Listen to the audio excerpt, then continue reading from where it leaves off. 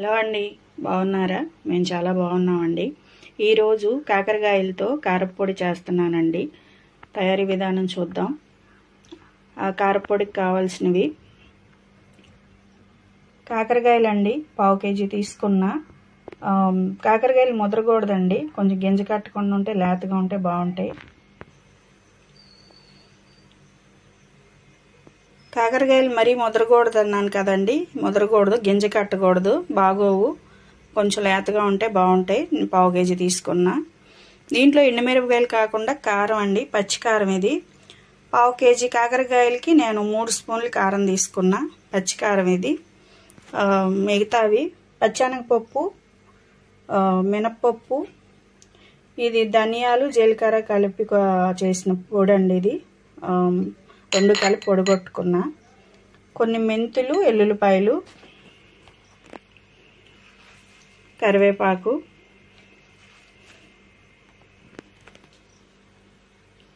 తయారీ విధానం చూద్దామండి. ముందుగా నేను స్టవ్ వెలిగించుకుని స్టవ్ మీద బాండీ పెట్టుకున్నానండి. ఆయిల్ పోసుకుందాం, ఎందుకంటే కాకరకాయ ముక్కలు మనం వేపుకోవాలి.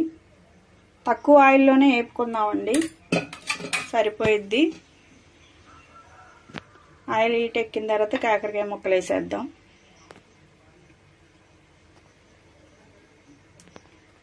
ఎక్కువ ఆయిల్ పోసి వేపుతారండి, అవసరం లేదు, తక్కువ ఆయిల్తోనే మనం ఫ్రై చేసుకుందాం.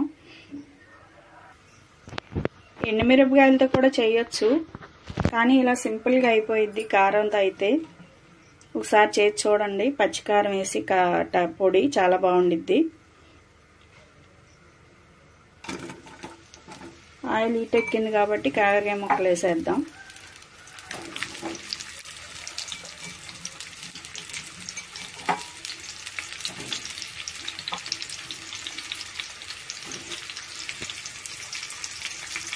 వేగాలండి, బాగా ఎర్రగా వేగిపోవాలి. మనకి బాగా ఎర్రగా వేగితే మనకి పొడి అవుతుంది బాగా. ఇవి మెత్తపడకుండా చక్కగా వేపుకోవాలి. కాకరకాయ ముక్కలు వేగుతున్నాయి కదండి, ఎక్కువ ఆయిల్ వేసి వేపినా కూడా కారం ఆయిల్గా ఉంటుంది, అందుకని తక్కువ ఆయిల్తోనే వేపుతున్నాను నేను. ఇలా వేగాలన్నమాట. మధ్య మధ్యలో తిప్పుతూ ఉంటే మాడకుండా ఉంటాయి, మాడకుండా వేసుకోవాలి.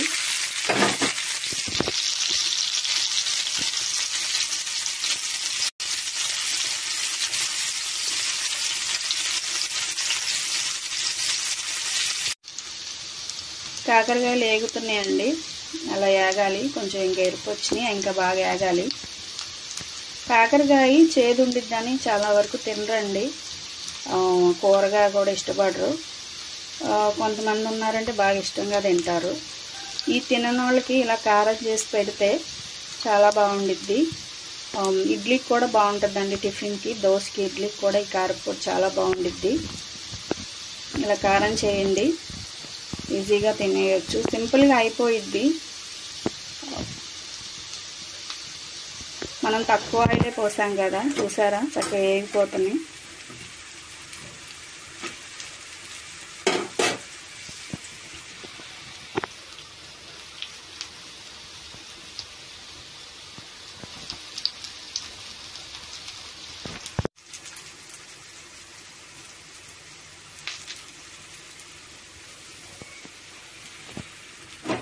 వేగిపోవచ్చినాయి అండి, ఇంకొంచెంసేపు అయితే అయిపోతుంది.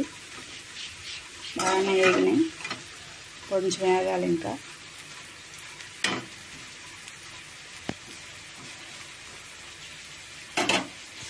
ఇంకొంచెం వేగనిద్దాం.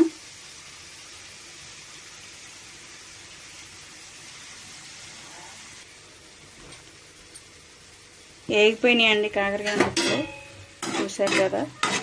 ఇవన్నీ ఒక ప్లేట్లో తీసేసుకుంటా, తీసిన తర్వాత మళ్ళీ చూపిస్తాను. కాకరకాయ ముక్కలన్నీ ఒక ప్లేట్లో తీసేసుకున్నానండి. ఇప్పుడు మన కాకరకాయ ముక్కలు వేపుకున్న బాండీలోనే పచ్చెనగపప్పు అవి వేసి వేపుదాం. పచ్చెనగపప్పు 1 స్పూన్ ఉంటుందండి.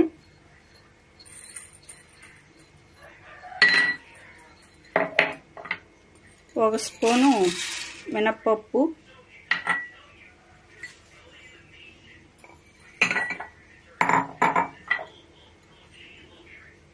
కొన్ని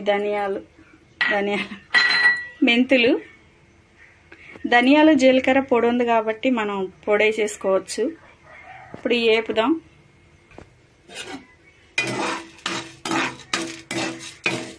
మన కింద కాకరకాయల ముక్కలు వేపిన ఆయిల్ ఉందండి, అది సరిపోయిద్ది, ఇంకా వేయక్కర్లేదు.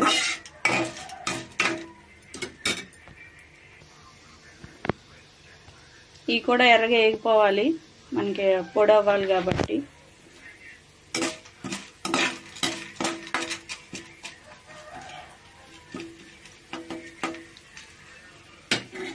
మినప్పప్పు వేయటం వల్ల పొడి మంచి స్మెల్ ఉంటుందండి, సువాసన ఉంటుంది, బాగుంటుంది.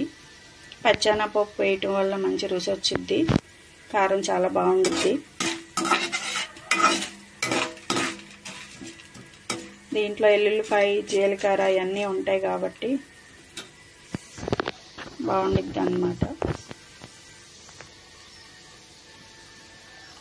షుగర్ ఉన్న వాళ్ళు తిన్నా కూడా కాకరకాయ మంచిదంట. ఇలా కూరలు వండుకోవాలన్నా రోజు వండలేరు కదా, ఇలా కారం చేసి పెట్టుకుంటే రోజు తినే టిఫిన్లో కానీ భోజనంలో కానీ 1 స్పూన్ వేసుకుని తింటే బాగుండిద్ది.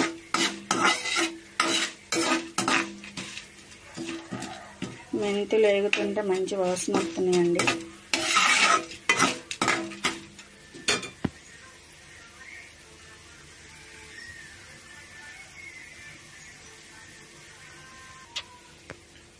వేగుతున్నాయండి, అయిపోయి వచ్చింది. కరివేపాకు కూడా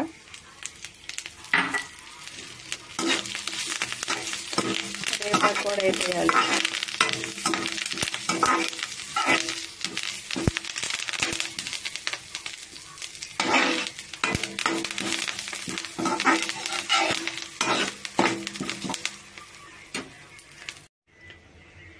దినుసులన్నీ వేగిపోయినాయి కదా, కరివేపాకు అయ్యి మళ్ళీ కాకరకాయ ముక్కలు కూడా దీంట్లో వేసి మొత్తం కలిపి ఇంకోసారి వేపుకుందాం.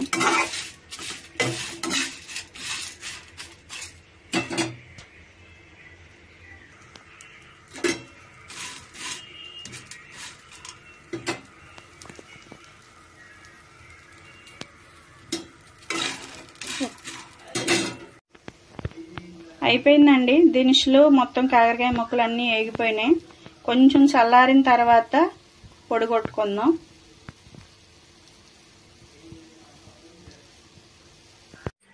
కాకరకాయ ముక్కలు ప్లేట్లో తీసేసుకున్నానండి. మిక్సీ జార్ తీసుకున్నా, మిక్సీ పట్టేసుకున్నాం పొడి. మిక్సీ జార్లో ఇవన్నీ వేసేయాలి.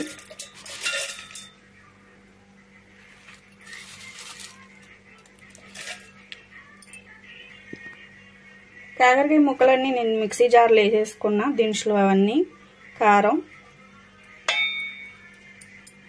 ఇది కారం కూడా వేసేసా. 3 స్పూన్లు అని చెప్పాను కదా, కారం 3 స్పూన్లు, చింతపండు, మన కారానికి సరిపడా సాల్ట్, రుచికి సరిపడా,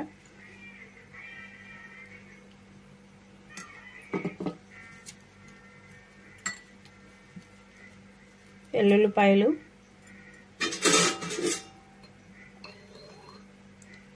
ఈ జీలకర్ర, ధనియాల పొడి,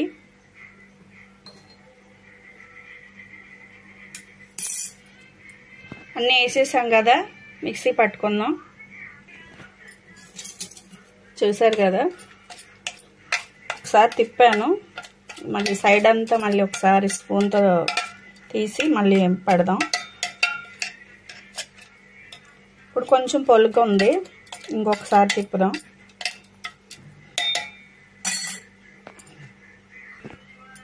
అయిపోయిందండి, మిక్సీ పట్టేసాను. మరి మెత్తగా పట్టలేదు, కొంచెం పొలుకుండింది. అట్లా ఉండటం వల్ల ఈ మినప్పప్పు, శనగపప్పు బద్దలు మనం రైస్తో తినేటప్పుడు నోటికి తగులుతా చాలా బాగుంటాయి, కరకరలాడుతా.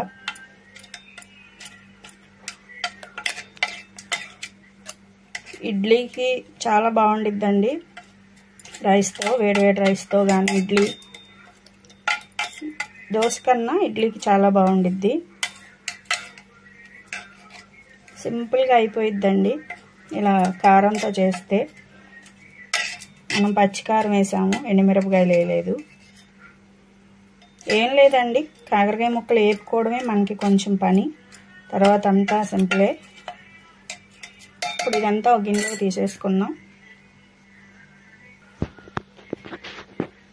కాకరకాయలతో కారప్పొడి అండి రెడీ అయిపోయింది. చూసారు కదా, సింపుల్గా అయిపోయింది, త్వరగా చేసేయచ్చు.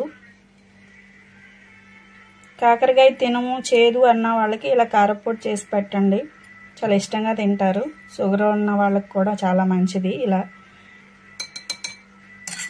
చూసారు కదండి, ఈరోజు కాకరకాయ కారప్పొడి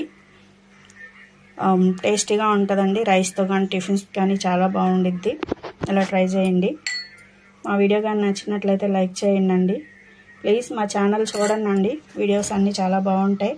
వర్ధన్ బ్లాగ్స్ ప్లీజ్ సపోర్ట్ చేయండి. ప్లీజ్ నచ్చితే లైక్ చేయండి.